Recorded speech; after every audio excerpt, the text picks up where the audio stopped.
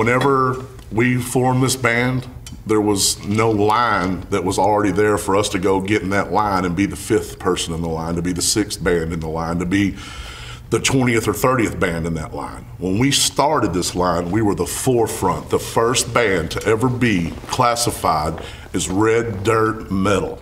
We got nicknamed that by people like Cross Canadian Ragweeds, Cody Canada, Johnny Cooper, Kevin Fowler, Pat Green. Some great guys make us live up to that name because they're all red dirt boys. And we don't care if we tiptoe over into Hank Williams Jr.'s area or Leonard Skinner's area. We're just gonna get it, we're gonna pile it all up into a big old packed punch, and we're gonna hit you with it. Little Sarah was from Texas. The difference in this album is the fact that we actually wrote it all in a month and not over a lifetime or actually a 5-year period that we wrote Pride of Texas and Rolling In. Timmy and Wes coming to the project, they brought a lot of good stuff to the project. We did a lot of good songwriting with these guys. It was a blast. As you all know, this is the first album we've done with these guys. They were a big part of it. Wes and me wrote a lot of songs together. Because we already know who THC is, we already know what our brand is.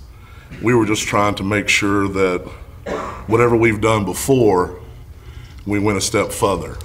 Doing this album was actually, it was pretty laid back. You know, Bob provided a pretty stress-free environment. Title track on this album is Peacemaker. I really like Timothy Oliphant from Deadwood and a TV series called Justified.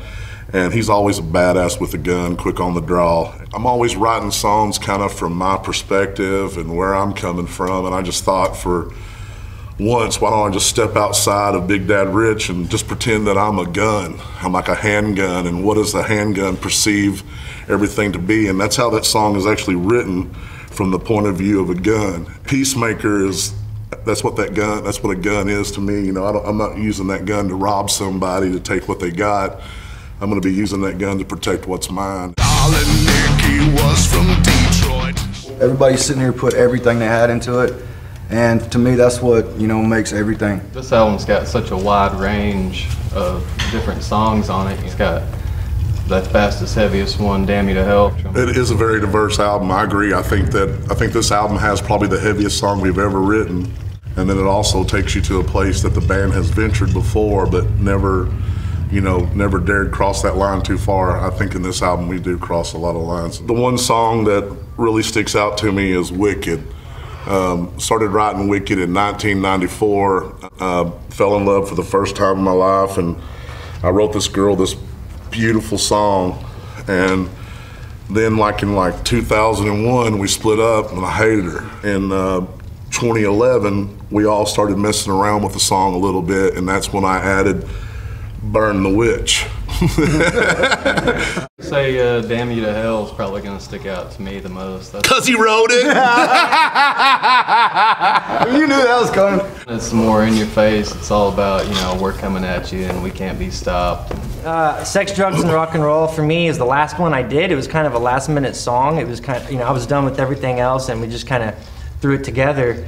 And so when I actually heard the finished product, I was just like, wow, you know. So I guess that one kind of stands out to me a little bit for that reason. I think we're all pretty happy with, you know, how this record turned out, but I mean, we still have a lot of growing to do. I'm happier with this album than any I've ever done before, and so looking forward to the universe getting to hear this thing. Let's turn it up loud. Well, a lot of shows end up turning out like some kind of really huge family reunion or something, you know? With like food. Yeah, I don't think other bands get to have, I know they have fans, but I don't think they have fans like ours. We have fans that start up their own chapters, you know.